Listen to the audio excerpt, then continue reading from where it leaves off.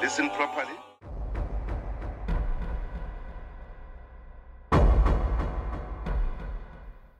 Hello everyone, and welcome back to another episode of your hopefully favorite YouTube channel, the Voetsak Files. Or should I say, like my friend mentioned the other day, another cocksucking episode of the Voetsak Files. Sorry for the swearing. First of all, I just want to tell you I've read all your comments on the previous episode, and I came across a few very interesting ones that I'm going to highlight now. Sandy Peters has said, to send Lamola to USA is not only laughable, it's delusional. The guy doesn't have a clue about anything. Interesting, I agree. Sherry Lamblin said, this is the first time I've heard about this.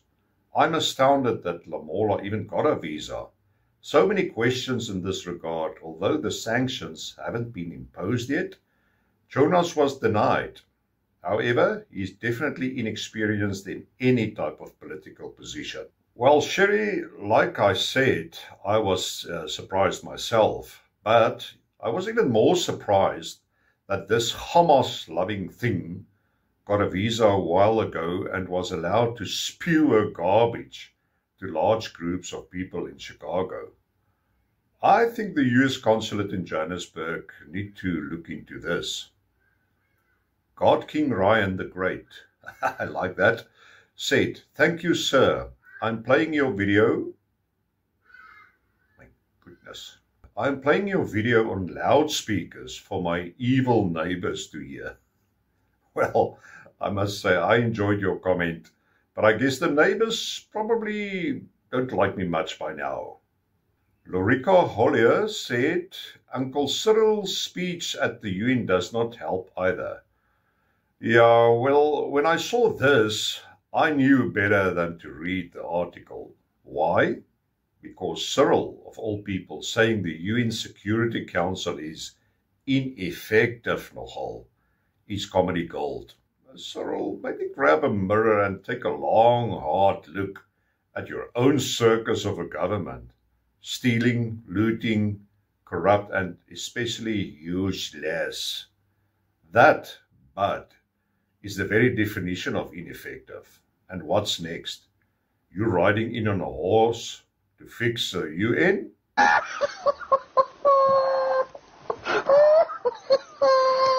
Not happy, C1 said.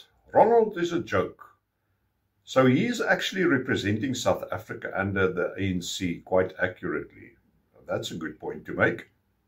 Colin McKenzie said, California is one of about 20 US states whose economy is way bigger than the whole of South Africa. Gavin Newsom is a joke and will be lucky to survive to the next election, as he has very woke DEI ideas, which I suspect won't survive the next election. Yeah, Colin, and I think his recent new angle of trying to be funny and be like Trump has also backfired spectacularly. A girl named Van, is that Van Immerber, said Trump is ready to cut California and let it float off into the Pacific. They will get nowhere.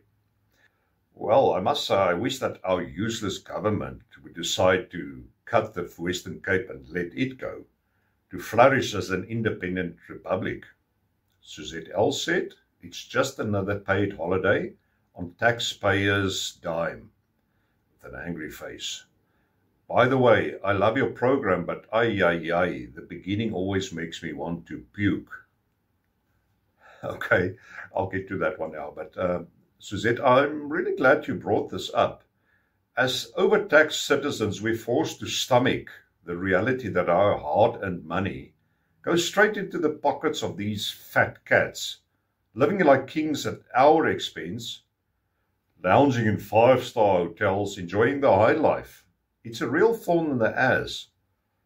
But okay, about your comment on the intro, I'll take that seriously. I've already trimmed it down quite a bit since I started the channel, but just to put you at ease, I'm working on a new one, okay? The Deprived South African said, as far as I'm concerned, New Scum is California's version of the leader of South Africa's, the E-fascist foreigner forces. Well, I must say, I'm not afraid to admit, when someone thought out a better label than I did, I thought I nailed it when I started referring to Newsom as Mr. Slick, especially looking at his Brylcreem hairstyle. But I think President Trump went one better with New Scum. Lindy Lambert said, "Thank you for feeding cats. I've 6 cats, 5 are much-loved rescues. Love the Footsack Files." Well, Lindy, it's wonderful that you have 6 cats. As for me, I'm not going to confess how many rescues we've failed at fostering. Let's just say the number is classified. And I also happen to have just a single one that wasn't a rescue. And needless to say, he's one of his daddy's favorites. Okay, and since we're on the topics of cats again, I just want to give a heartfelt shout out to Leonard from beautiful Wellington in the Western Cape Republic. Leonard, your generous donation to help feed the Sterrebach feral colony means the world. It will make a huge difference. And for anyone else watching, please know that every donation, every single cup of coffee you buy, directly supports this kind and worthy cause. So please click on that super thanks or the link to buy one of those delicious coffees. All right, that's as far as the comments go for today. I really appreciate you taking the time to share your thoughts. So please keep them coming. Now to today's episode, where we will shine a spotlight on one of the most controversial figures in South African politics, the man in the hat, the so-called former top cop himself, Bheki Cele. Now, you may already have your suspicions about him, but by the end of this episode, you'll see why Cele is nothing than a dubious character who should never have been trusted with the keys to the South African Police Service, twice.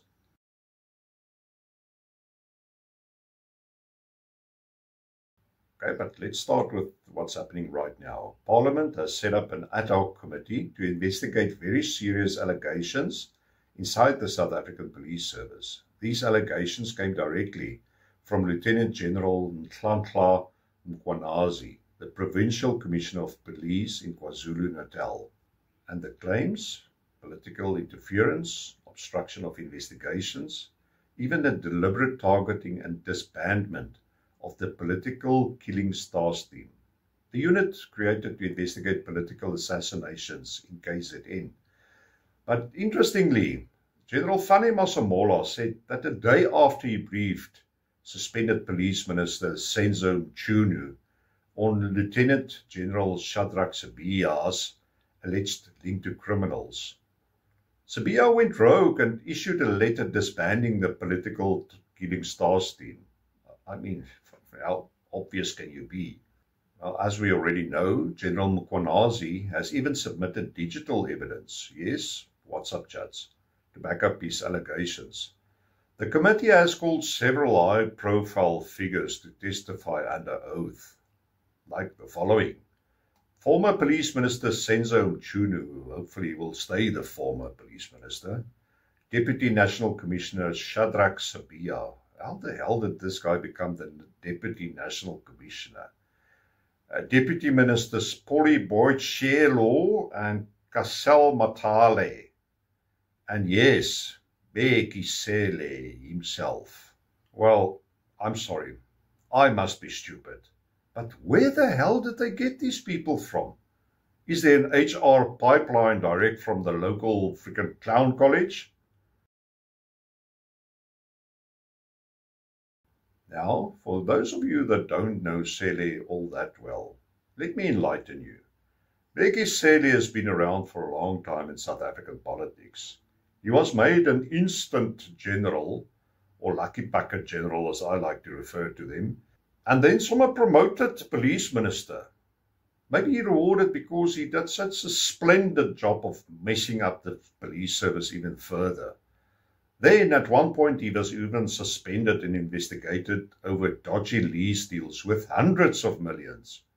To be blunt, Cele's career is one long trail of incompetence, corruption, and controversies. But what really made him infamous wasn't just the money. It was his behavior in front of the cameras nogal. For everyone to see and puke about afterwards. And again, just a warning, this is not for sensitive viewers. Not going to take any nonsense of somebody who regards me as a gathering boy today, because you regard me as a gathering boy. You come here and shut up!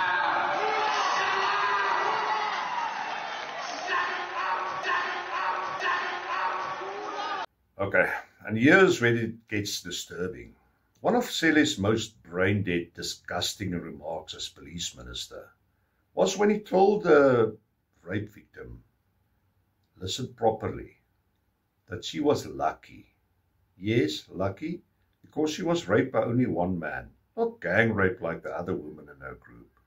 Think about that for a second. A police minister, the man tasked with protecting women and children from violence, telling a victim of rape she should feel lucky. Isn't it? It's incredible. It can only happen in South Africa. That single comment alone should have made the end of his political career. But of course, in South Africa, that thing often gets brushed aside.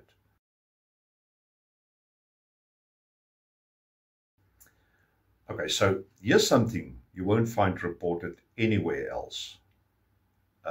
It's like, well, it is insider information from an insider's experience, that being me. So I was working in the US Embassy in Pretoria the day Bheki Cele was summoned for an emergency high-level meeting with embassy management. After the police declined to offer adequate police protection for Secretary of State Anthony Blinken's visit. Well, needless to say, I was beyond surprised when his infamous signature hat passed by my office door. And what happened after that meeting? The embassy's own senior law enforcement attaché described Cele, and I quote, as totally incompetent. Now imagine this.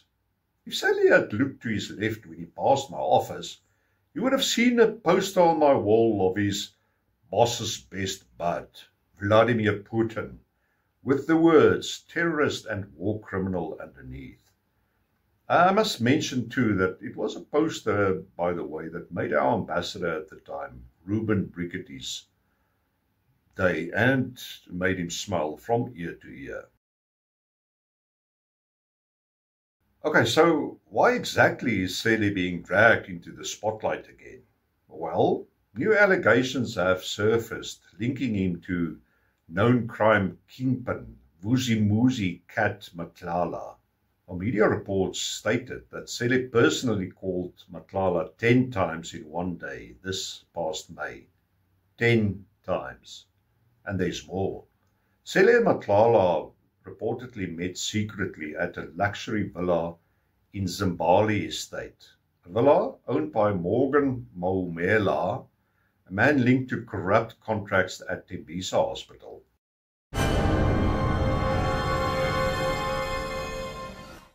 Well, what makes this even more troubling is Cele was staying in luxury accommodation owned by Matlala just before Matlala's company bagged, listen properly, a 360 million rand contract from the South African Police Service to provide, here you must listen properly, health and wellness services for police officers. Well, how ironic is it that a criminal provides health and wellness services to the very police force that's supposed to catch criminals like him? And I have my doubts about the quality of that health and wellness services anyway, but anyway, this can honestly only happen in South Africa. Well, at least, or should I say, at last, it's one contract that's now under investigation for irregularities.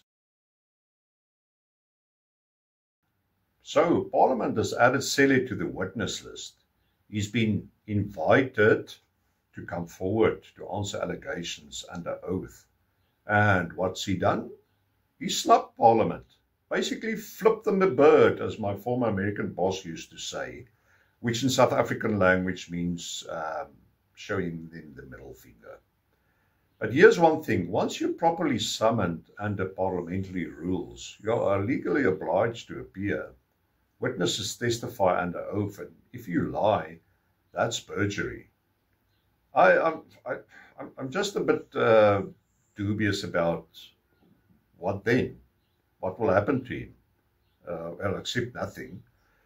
But anyway, if you ignore the summons, it's regarded as contempt. So Cele's refusal to appear says it all. So let's be clear, this isn't just about one shady meeting or a few phone calls. This is about the integrity of South Africa's police force, which is already kind of on the rocks, being battered by the waves. Well, Bheki Cele, as police minister, had enormous power. And boy, did he use it. Correction, abuse it. He's cutting secret deals with tenderpreneurs, hiding meetings with men under investigation, dodging parliamentary oversight. And it's not just bad optics, that's corruption, plain and simple. The fact that he didn't even show up to answer basic questions proves exactly what kind of man we're dealing with. So let's recap. A police minister who told a rape victim that she was lucky. A politician described by US officials as totally incompetent. A man tied to corrupt tender deals, secret meetings and dubious friends. And now a man who refuses to face Parliament when summoned. That, ladies and gentlemen, is Bheki Cele, Mr. Shut Up himself. A dubious, shady character through and through. Well, if this doesn't convince you how bad he is, I'm afraid nothing will. So, if you found this episode eye-opening, or at least interesting, hit the like button. Please share it and make sure you're subscribed so you don't miss the next expose here on the Futsak Files. And if you really like my content, please consider joining as a member. Thanks again for taking all the time and watching. And cheers until next time.